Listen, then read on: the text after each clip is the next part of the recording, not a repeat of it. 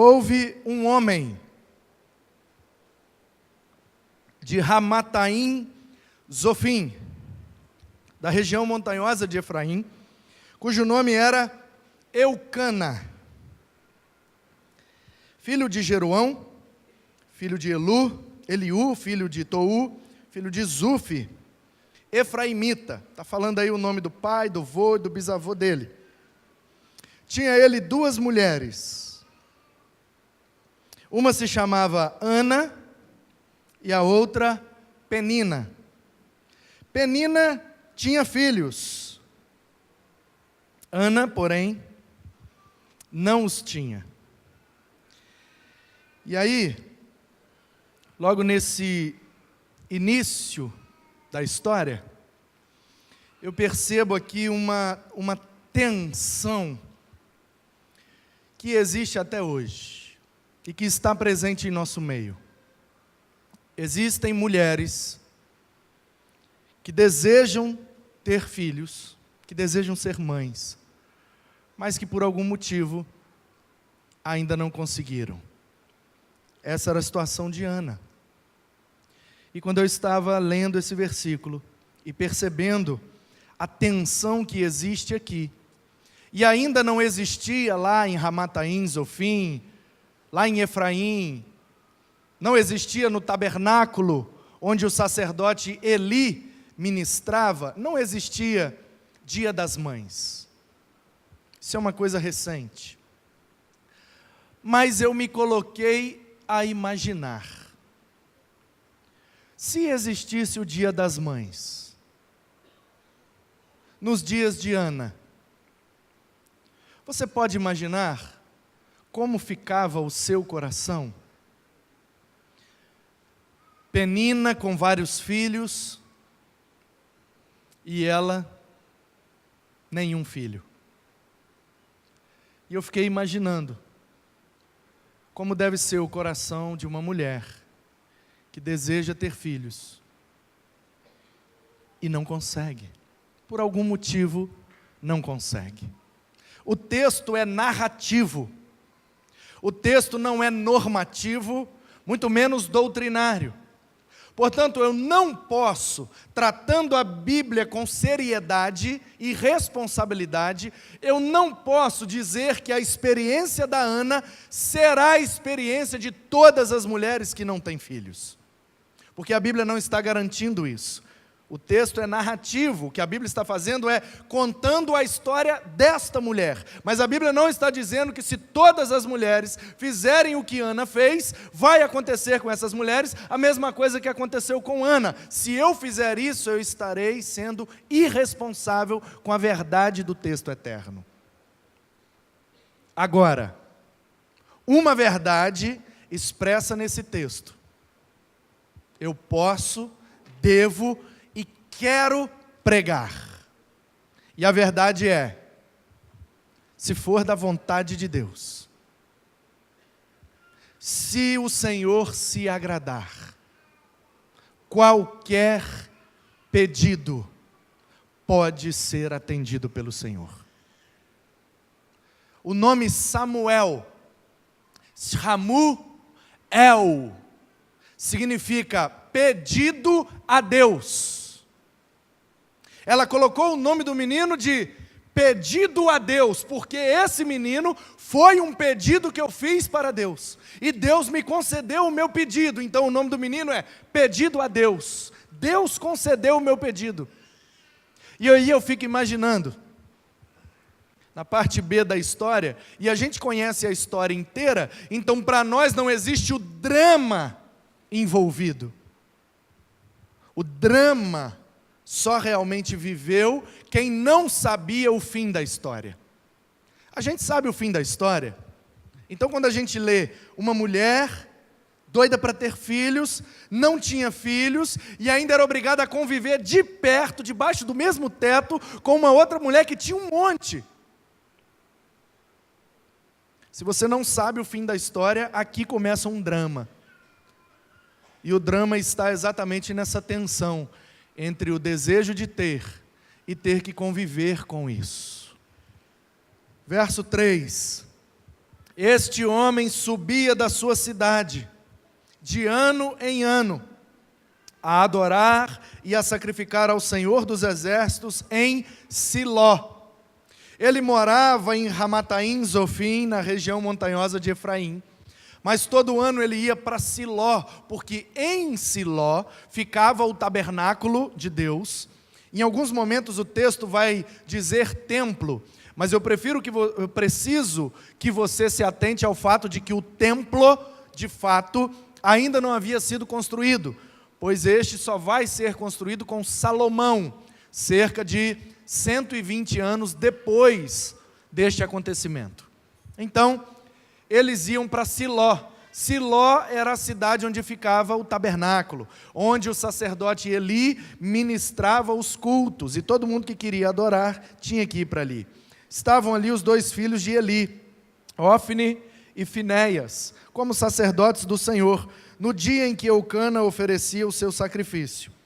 Dava ele porções deste a Penina, sua mulher, e a todos os seus filhos e filhas. A Ana, porém, dava porção dupla.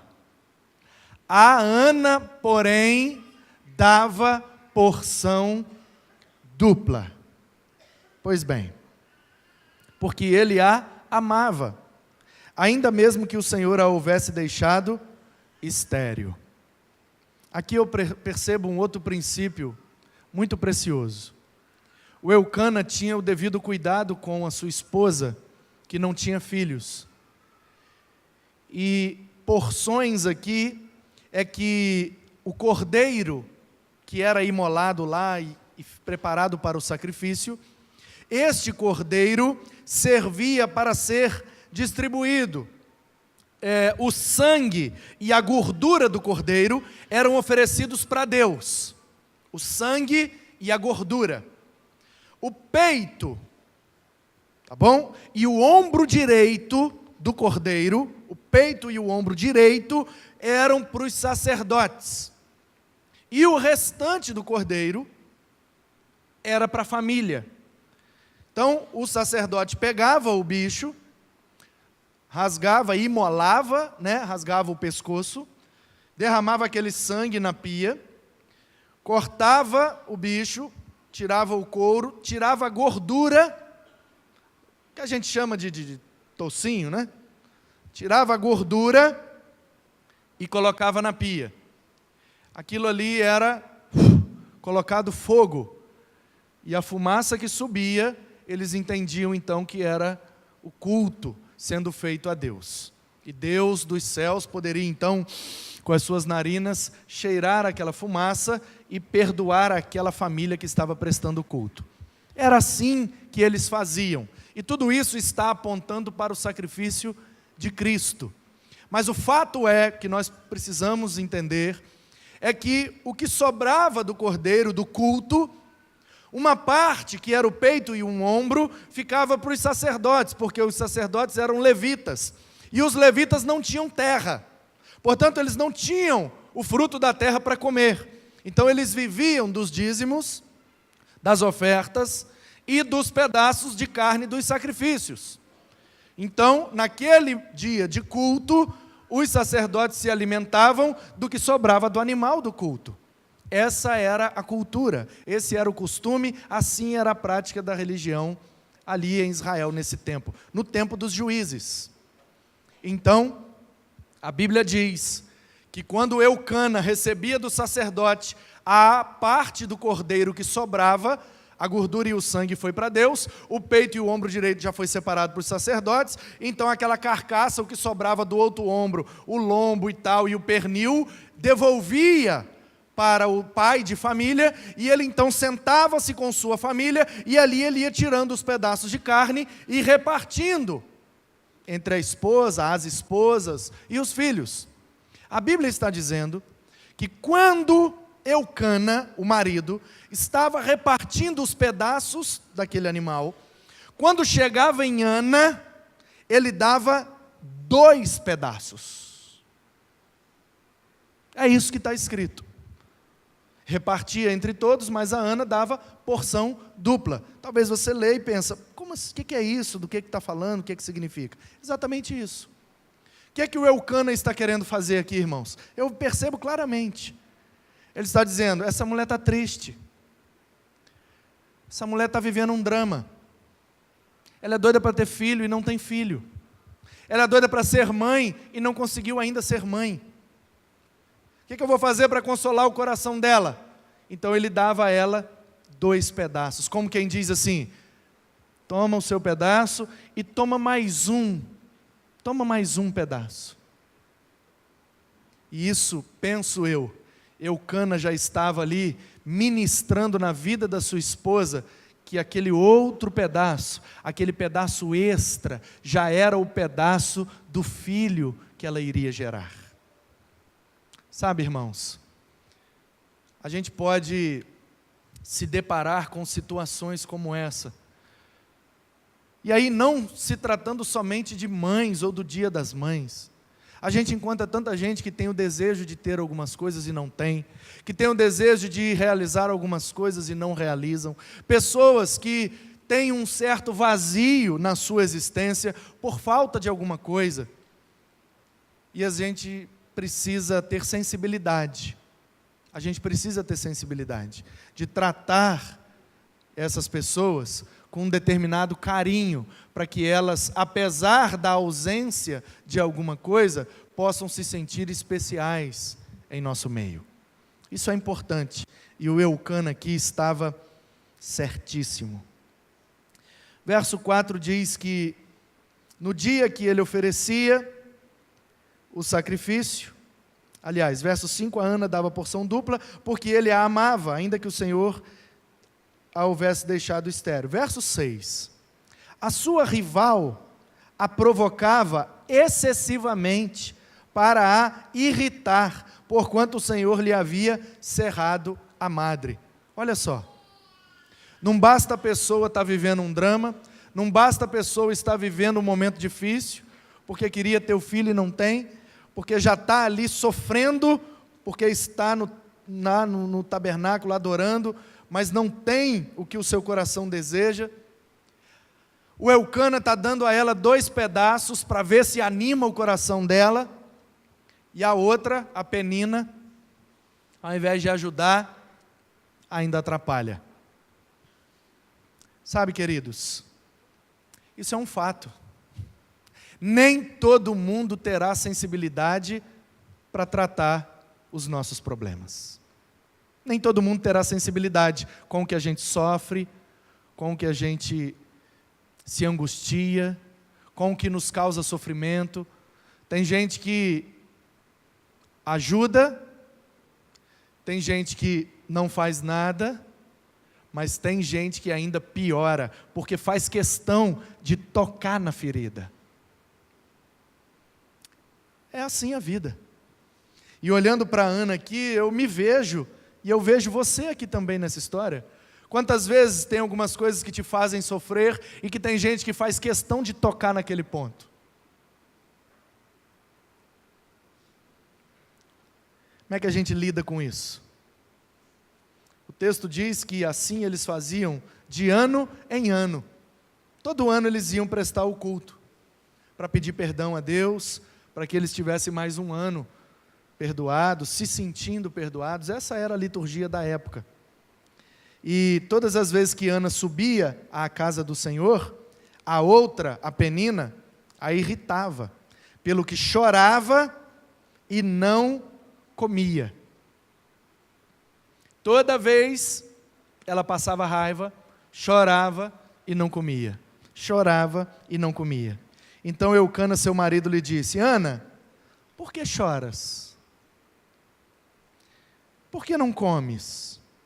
Por que estás de coração triste? Não te sou eu. Agora aqui é o macho alfa, entendeu? Aqui você tem que ler o texto agora na perspectiva masculina. O cara é o garanhão, lógico. Tem 2 mulheres. Aí ele, entendeu? Ele vai e manda para ela assim, ó: não te sou eu melhor do que 10 filhos?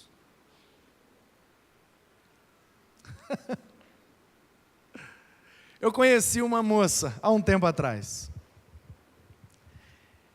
E ela vive essa mesma situação. Sonha em ter um filho, sonha em ser mãe, mas não consegue.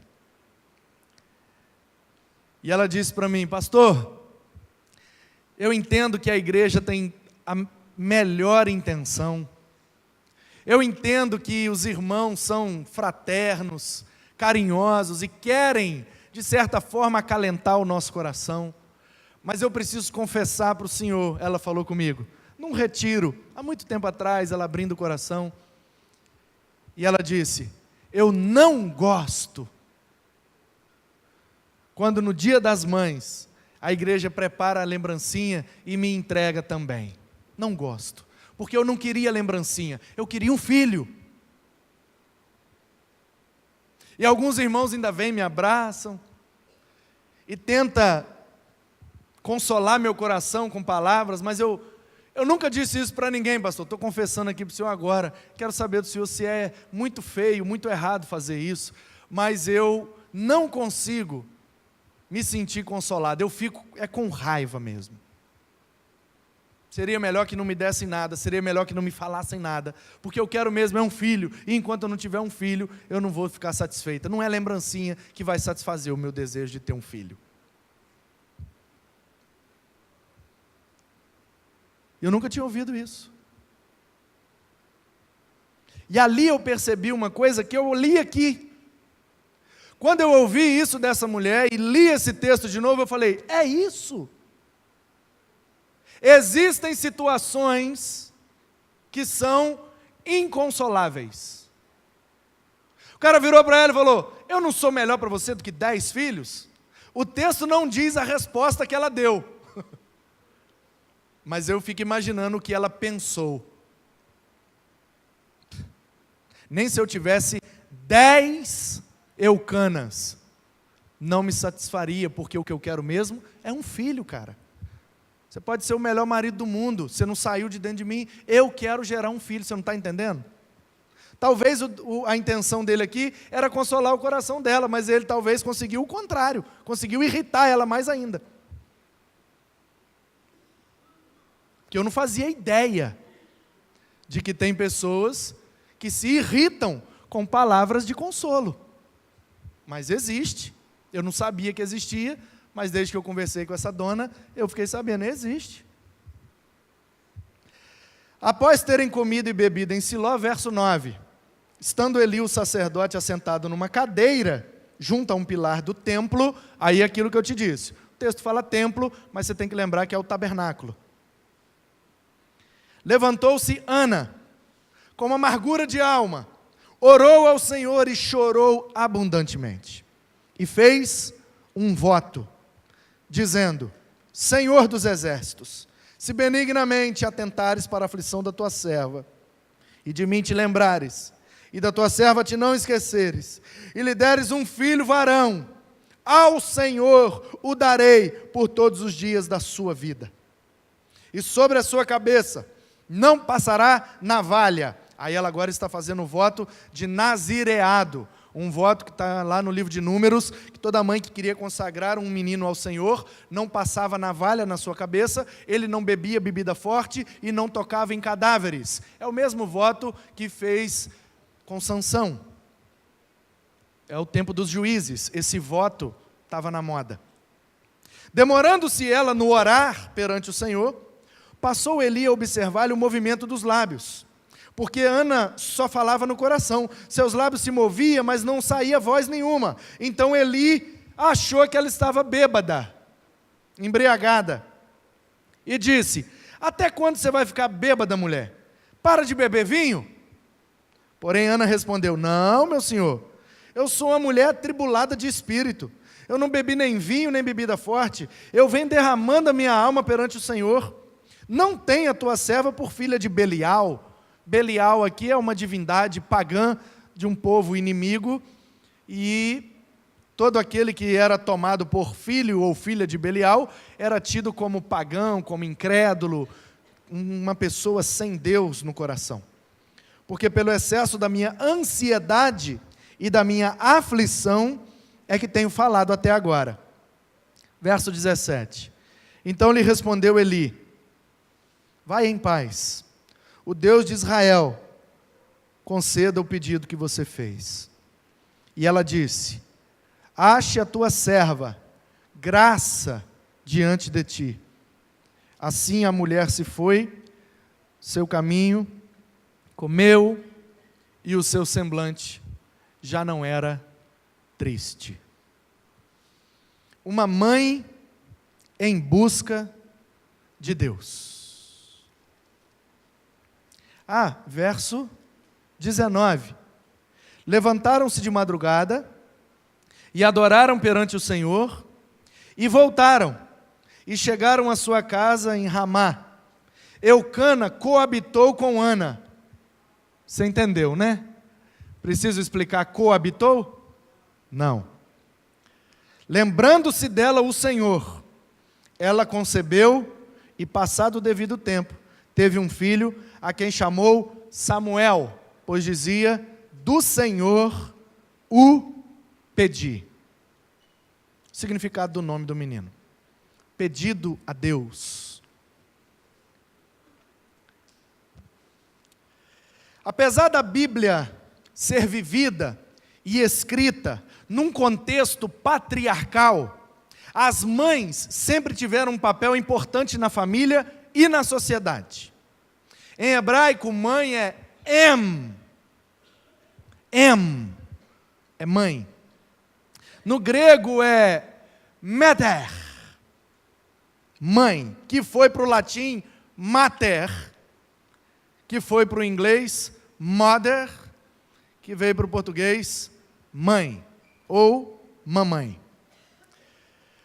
Apesar da Bíblia ressaltar e enfatizar a presença masculina na grande maioria do tempo,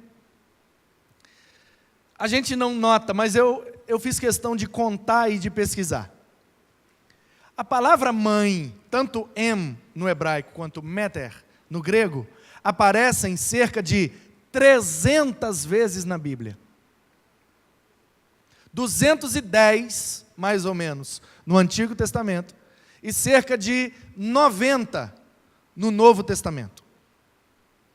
Cerca de 300 vezes a palavra mãe aparece na Bíblia. A palavra mãe é tão importante que, na Bíblia e para nós, ela tem alguns usos assim metafóricos. Por exemplo, no livro de Juízes, capítulo 5, verso 7, uma benfeitora, uma mulher que fez o bem para alguém, é chamada de mãe desse alguém. Uma ajudadora especial é também chamada de mãe, como está lá no livro de Jó, capítulo 17, verso 14. Qualquer pessoa que ajuda de forma especial alguém pode ser chamada de mãe. A nação de um indivíduo era chamada sua mãe. Isaías capítulo 50, primeiro versículo. Aquele povo foi gerado por aquela mãe. A mãe ali é a nação do povo. Uma estrada grande que originava outras menores era chamada de estrada-mãe. Ezequiel capítulo 21, acho que é o verso 21 mesmo, que diz que a estrada-mãe gerava outras pequenas estradas que vinham da Babilônia. As cidades onde tivessem nascido ou criado as pessoas eram os seus lugares maternos. A língua que uma pessoa fala é a língua materna. A língua que ela aprendeu desde criança. Percebe? Não é a língua paterna. É a língua materna. Isso está na Bíblia. O cuidado de Deus por nós, irmãos, é ilustrado como se fosse o afeto de uma mãe para com seus filhos. Isaías 44, 1 Coríntios capítulo 3, 2 Coríntios capítulo 11 e 1 Tessalonicenses capítulo 2 vai falar que Deus é para nós como uma mãe. E Paulo fala que como uma mãe sente as dores de parto, ele também sentia por aqueles irmãos a quem ele gerava no Senhor e para o Senhor. Os filhos na fé de Paulo, ele diz que sentia dores de parto por eles. Então, por uma analogia, Paulo se colocava como sendo, entre aspas, mãe dos seus filhos na fé, porque quem tem dor de parto é a mãe. Percebe como a figura da mãe, a importância da mãe, essa metáfora mãe está presente em muitas ocasiões. Só que como a Bíblia é patriarcal, a gente tem a tendência de valorizar sempre os homens, sempre o masculino, os pais, os patriarcas, os profetas, os reis. Ei, mas as mulheres sempre tiveram um papel extremamente importante.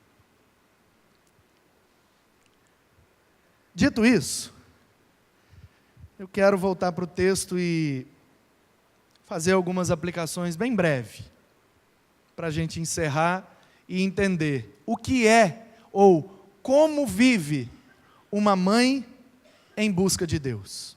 E se você não é mãe, se você é pai, se você é filho, se você é filha, se você está aqui, eu quero que você pense, substitua o nome mãe e coloque o seu nome. Porque você, para estar em busca de Deus, também precisa viver segundo esses princípios.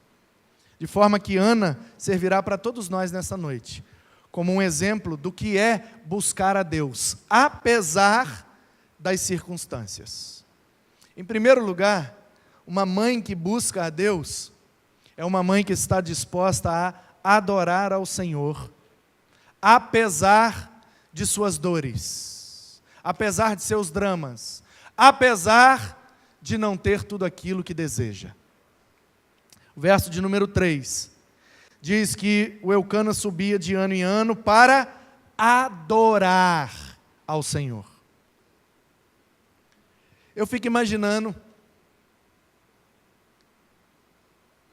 eu nessa situação. Eu desejo um filho. Eu quero um filho e não consigo. E segundo a cultura, o costume e a teologia da época, tudo que era bom vinha do Senhor, tudo que era mal vinha da parte do Senhor. O texto, inclusive, deixa claro que quem cerrou a madre desta mulher foi o Senhor. Não sei se essa é a verdade eterna contida no texto, ou se essa é a verdade temporal do cara que escreveu o texto. Essa era a teologia da cabeça dele, porque isso aqui está 1100 anos antes de Cristo. E a revelação é progressiva. Talvez aqui algumas coisas ainda não era percebido por eles. O que eu sei é que a percepção dela, na cabeça dela, quem fechou o ventre dela foi Deus. Aí eu te pergunto, como é que eu vou adorar um Deus que fechou meu ventre e me proibiu de ter filho?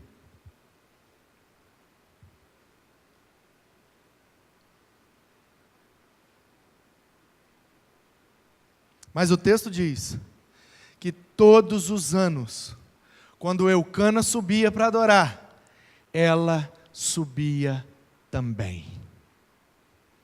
E eu e você, por muito menos, e eu e você, por coisas banais, fúteis, frívolas, a gente deixa de adorar a Deus. A gente deixa de buscar a Deus. Mas o que eu vejo aqui é uma mulher que tem todos os motivos para não ir para o templo, não ir para o tabernáculo, não ir para o culto. Porque ela chegou para o sacerdote e perguntou, por que eu não tenho filhos? E ele respondeu, porque o Senhor cerrou sua madre.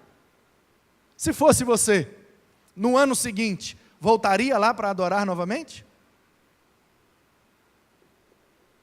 E a gente fica se enchendo de motivos para não buscar a Deus. Não, por causa disso, por causa daquilo outro, coisas extremamente banais, extremamente fúteis. A mulher foi impedida de ser mãe.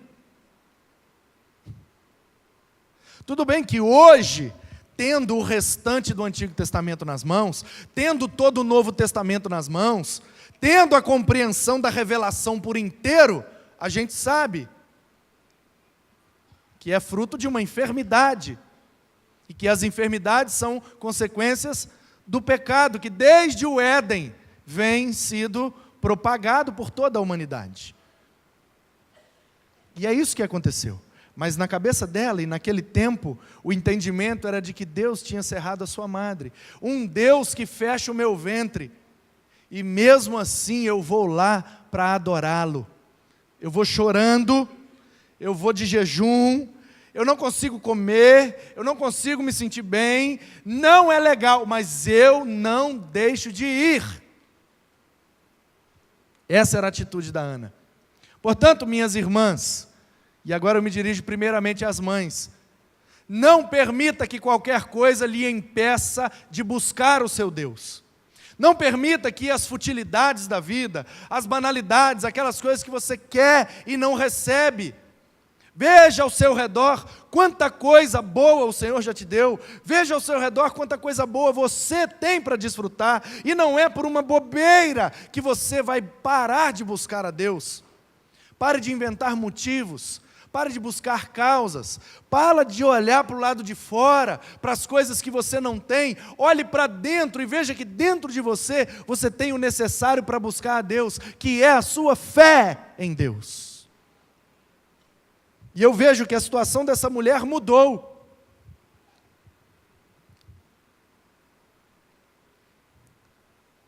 Mudou porque adorava? Ou adorava porque mudou?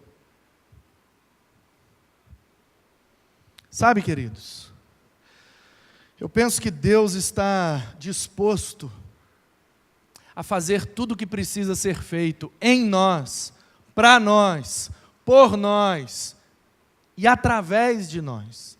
Apesar de nós, eu penso que Deus está disposto a fazer tudo o que for preciso. O problema é que muitas vezes nós não tratamos Deus como merece ser tratado. Nós tratamos Deus como servo e não como Senhor. Se Ele não me der o que eu quero, eu não o busco mais. Se Ele não fizer do meu jeito, não o adoro mais. Então, o que vale não é a vontade de Deus, é a minha vontade. Se não for do meu jeito, para mim não serve. Então, eu me tornei o Senhor da minha própria história. Mas eu vejo quando essa mulher orava, ela falou: se o Senhor se agradar da tua serva e lhe der um filho varão, devolverei ao Senhor. Farei um voto e o menino será nazireu, Nasriel, consagrado a Deus. Será, meu querido, que as coisas que nós tanto desejamos na vida, desejamos para consagrá-las a Deus ou desejamos para o nosso bel prazer?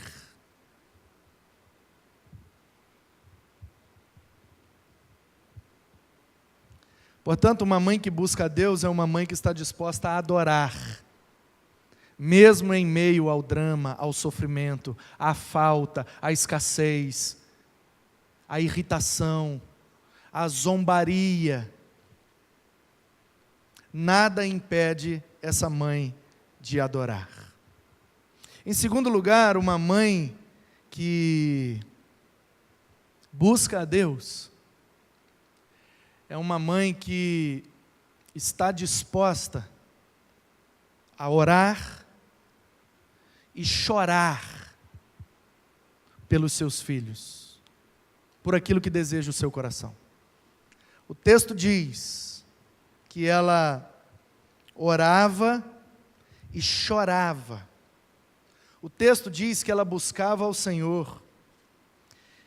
O texto diz que ela mexia sua boca, de tal forma que parecia até que estava bêbada. Uma mãe que busca a Deus é uma mãe que está disposta a pagar um preço de lágrimas pelos seus filhos. Lágrimas. Orar, chorar, se derramar na presença do Senhor, crendo que ainda que tudo pareça impossível, ainda que tudo pareça contrário, o verso 12 diz que ela demorava-se no orar. Já viu uma pessoa que vai orar e demora? Ora mais do que precisa, ora mais do que o necessário. Ela demora orando. uma mãe em busca de Deus, uma pessoa em busca de Deus, você pode colocar o seu nome aqui. Não sei o que é que você deseja, não sei o que é que você busca, não sei o que te angustia, não sei o que falta para você. O que eu sei é que você precisa adorar a Deus, independente das circunstâncias. Você precisa estar disposto a buscar a Deus e não colocar tempo para isso, e não colocar condições para isso. Se demorar fazendo isso, do verso 10 ao verso 13, vai mostrar como que essa mulher orava. E ela orava de um jeito diferente. Diferente. E para encerrar, uma mãe que busca a Deus é uma mãe que está disposta a adorar o Senhor, buscar o Senhor em oração e consagrar a Deus tudo aquilo que lhe pertence. O desejo dessa mulher era ter um filho, não para ela. O desejo dela era ter um filho para consagrar a Deus. O Deus que criou Ana, nos criou, criou as mães, e está preocupado conosco. Em Jesus, o Filho de Deus, fomos todos criados e temos acesso à graça de Deus. O trono de Deus está disponível para nós. Sua graça está diante de nós. Seu reino está acessível para nós. O seu cuidado está estendido sobre nós. O seu poder está sempre nos fazendo mais do que pedimos ou pensamos. Nessa hora nós precisamos olhar para a vida dessa mulher e perceber que a principal pessoa dessa história não é o Eucana, não é a Ana e nem é o Samuel. Não é o sacerdote Eli. A principal pessoa dessa história é o Deus que mudou a história dessa mulher. É o Deus que, pelo seu imenso poder, transformou o seu pranto em alegria. Deus, um Deus que muda histórias. Um Deus que concede o desejo do coração de um servo, para que o nome dele seja exaltado. Um Deus que faz um milagre. Um Deus que faz um milagre, porque tem prazer em ser buscado pelos seus filhos. Eu não sei o que deseja o seu coração. Não sei o que tira a sua paz, não sei o que te irrita, não sei o desejo que você tem que ainda não se cumpriu. O que eu sei é que Deus, Todo-Poderoso Senhor, pode mudar a sua história, como Ele mudou a história de Ana. E se eu pudesse te dar um conselho, nesse dia das mães, se eu pudesse dar um conselho para as mães: mãe, não desista. Adore o Senhor, ore incessantemente, consagre a Deus tudo que você é e tudo que você tem, e aguarde que o Senhor certamente te surpreenderá, tornando os seus filhos sacerdotes de Deus. Samuel foi um sacerdote. A Bíblia diz no Novo Testamento, carta de Pedro, que todos os crentes são sacerdotes. Vocês são, Pedro escreveu para a igreja, vocês são nação eleita, povo escolhido, sacerdócio real, sacerdotes do rei.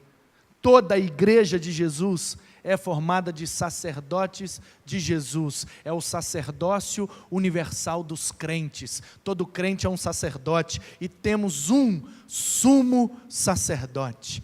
Esta é a minha oração nesta noite. Esta é a oração que eu recomendo que toda mãe faça nesta noite. Que os meus filhos sejam mais sacerdotes do que eu, mais crentes do que eu, mais usados por Deus do que eu. Essa é uma oração boa de fazer. Mas não adianta a gente ficar também só orando e não investir tempo, relacionamento e ensino na vida dos nossos filhos.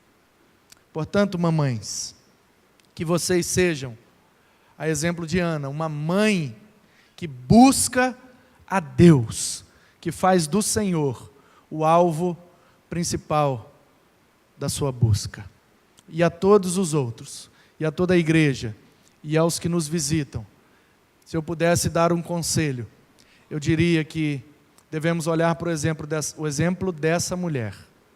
E mesmo que eu não seja mãe, e mesmo que eu não seja mulher, os princípios e valores espirituais que ela transmite valem para todos nós. Que você saia daqui para buscar mais a Deus em adoração. Você não precisa estar aqui para adorar, você pode adorar o seu Deus em espírito e em verdade, onde quer que você esteja. Adore mais. Que você saia daqui para orar mais. Orar mais. Buscar mais a face de Deus em oração. Que você saia daqui para consagrar o que você tem e o que você é para o Senhor. Consagre a Deus tudo o que você tem, tudo o que você é, e aguarde, porque o Senhor pode te surpreender, atendendo o seu pedido. Que Ele te abençoe, que o amor dEle esteja derramado sobre o seu coração, que a graça dEle possa te dar a certeza de que Ele está com os ouvidos atentos ao seu clamor, e que a sua consolação possa lhe abraçar nesta noite. E ainda que você não esteja 100% satisfeito, que você possa ser consolado por Deus, buscá-lo, para que Ele, através do seu Espírito Santo, possa lhe abraçar e consolar o teu coração. Vamos em paz, em nome de Jesus. Amém.